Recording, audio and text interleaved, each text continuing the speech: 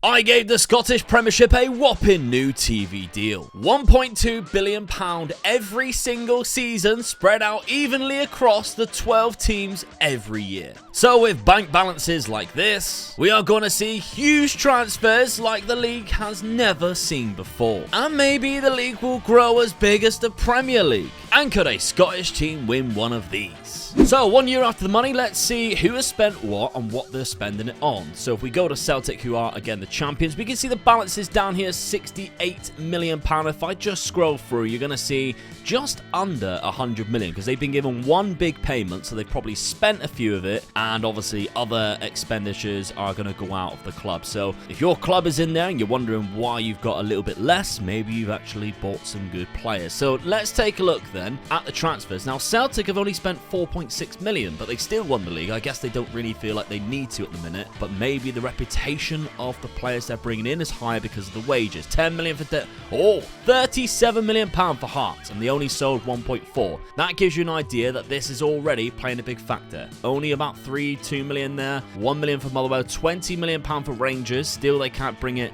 back. They bought a player for £10 million from Hull, which is quite interesting there. Ross County only spending 1.7. St Mirren only, Aberdeen with £8 million, £4 million on a couple of Celtic players actually that they've spent. Arbroath, not a lot, and back to Celtic. So not too much changing in that first season. However, the reputation of the league, they have bumped up to the 8th place there from previously in 9th.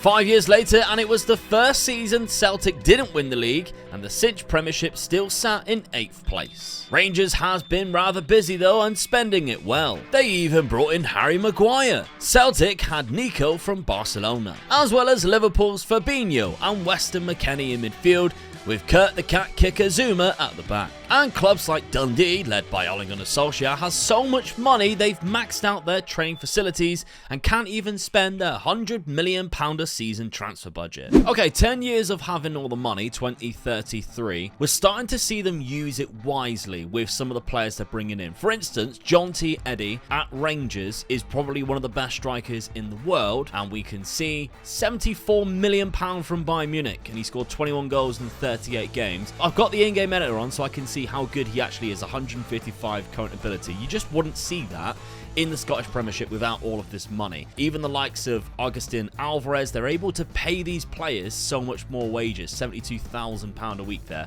How much was Eddie on? 110,000, which they're able to do simply because of this money. The likes of Harvey Elliott. Harvey Elliott is at the Scottish Premier League, and if you think he's 163 current ability from obviously Liverpool, he went to PSG, then Celtic bought him for £40 million. He wasn't playing that much, but still he's playing a lot now and he's doing really well. So the Premiership itself, the Cinch Premiership, has just been won by Rangers once again, and I actually think they've been the smartest with the money upon looking at this. Facilities wise, they still need to do some bits, but they have actually been spending their money. You can see their season budget was only 60 million, and we can see some of the players that they've started to bring in this year are some like wonder kids from Brazil. Vandinho here, he looks amazing. A left midfielder, looks amazing this regen. Is that 19 for passing or 19 for vision? Unbelievable talent. So they are actually spending quite a lot, £129 million here. This was the season where they bought Myron Boadu, so that's quite a lot, as well as Pavlovic from PSG again. So I think Rangers have actually been spending it the most, but if you take a look at the budgets now, I mean, Ross County, they have 547 million. They've done well with their training facilities. It looks like they're building a brand new stadium. They have their 2027. I don't know whether that was already planned, but that's what they spent their money on. So there's still no European finals for any Scottish team yet. That might take a little bit longer. But can you take a guess in the comments which Scottish team wins the most Champions Leagues across 100 years? In fact, 2041 was the first time, and it was Celtic who were beaten by Lazio 1-0 in the Europa League final. But the biggest shock in the early years is Inverness being the first club to dethrone Celtic or Rangers in 2035. They've spent good chunks of money, but from looking into it, nobody world class, which is very intriguing. 5 years later though, Hibs did the same. But they've actually been spending a lot more money, £129 million here a couple of seasons ago, and they've even got some world class players like John T. Eddy, the guy we've seen earlier. Free transfer, he's 33 now, but he's still really good. And if you take a look at their side, it's absolutely full of world-class players as well, and some really expensive ones at that. We can see probably one of the best midfielders in the world, that Belgian guy there. Laycock is another really fantastic striker. So they have actually gone in and bought some really cracking players and probably deserve to win the league with the best team. And funny enough, the following season, they actually spent £61 million on Dan Ryder, who is arguably the best player in the world up front. We can see he is absolutely phenomenal. It's only 24 years of age. And if you take a look at his attributes, 166 current ability, and he still has potential to grow into an even better player. And yet, even with him, they still couldn't win the league and finished in 4th place and didn't even win it the season before that. I bring you back to 2063 because Rangers have been relegated for the very first time since, obviously, they were originally relegated after their money troubles. We can see here they've been in the Premiership ever since 2015-16 season. That's the first time, which is outstanding to me. Now, Celtic have won the league recently, but Hibs have won it. The league itself is up to 4th place, which means we probably have had some European football, which we will check. The past winners, however, it's been dominated by Inverness. Now, we've gone over when they were a dominant force, but we can see even the likes of Arbroath have been second and Hearts as well. Dundee were the first side to win a European trophy, picking up the EC2 in 2046. But Arbroath did it in 2053. And the following year, they won the Europa League as well, led by a world-class manager from Qatar. 50 years into the experiment, and the league is still 4th in reputation, with Celtic in 12th and Hibs in 17th for the European coefficients. The Scottish national team might have benefited slightly from the money, only finishing runners-up to England in the World Cup of 2046. But there's still no Champions League finals. Dundee United had won a couple of more Europa Leagues, though, in 2066 and 2071. And with Ross County being the current holders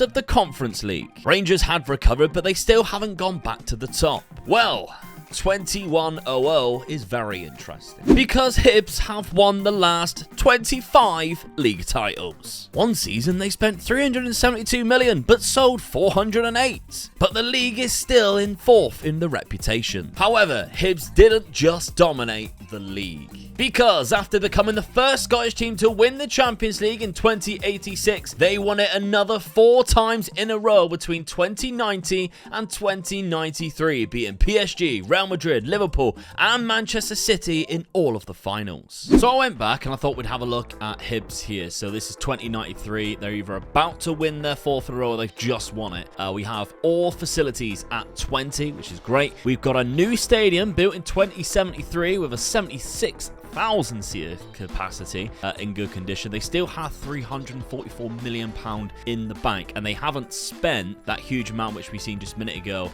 but they have been spending £293 million here.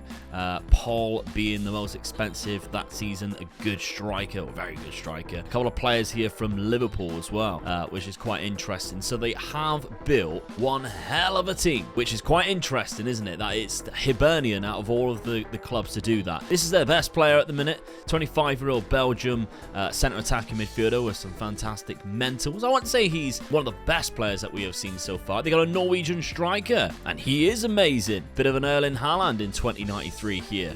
We Abdou Sissoko, a 30-year-old Senegalese right midfielder who's also really good. So they don't have any, well, they got one Scottish player down here, Lewis Galloway, but the majority of the players are all from different nations brought into the Cinch Premiership, which they have then obviously made use of and carried on winning it. They are also second in the World Club rankings behind Chelsea. And literally the year later, Inverness won the league to stop the run, but they still dominated the next 10 years with a win here and there, with other clubs including Aberdeen for the first time winning it since Sir Alex in 1985. But look at this. The Scottish Premiership is second only to the Premier League in the league rankings. But the Scottish Cup, which I did not change at all, is the most reputable cup to win in domestic football. And Scotland's nations coefficients are right on the ass of England in second place. Dundee had just reached a Champions League final too, but was beaten on penalties. Finally then, let's go 100 years. And if you got this far, why not make sure you are subscribed so we can do more experiments just like this, and leave a like so it goes out to more wider people. I mean, like, wider audience, not fatter people. Sorry. The league once again have been dominated by Hibs and Aberdeen, meaning Rangers won their last league title in the 2040s and only added 5 more in total, with Celtic holding the record still on 81, but Hibs have the most Champions League trophies. The league reputation, however, has dropped down to 5th spot, and Hibs had the biggest budget left with 809 million and 800 million plus in their transfer budget, and also they had the biggest stadium with a 113,000 seater, but Scotland still never won an international tournament, getting as close as runners-up to England once again in 2086. So the TV money was absolutely fantastic for Scottish clubs, although it did take a while. However, for the Scottish national team, not so much. Hope you enjoyed this video. Let me know down in the comment section what you want to see next, and why not check out this video, which was the very start of Youth to Gold. It's really good. I only sign teenagers, and I'm not allowed to use players 30 or above.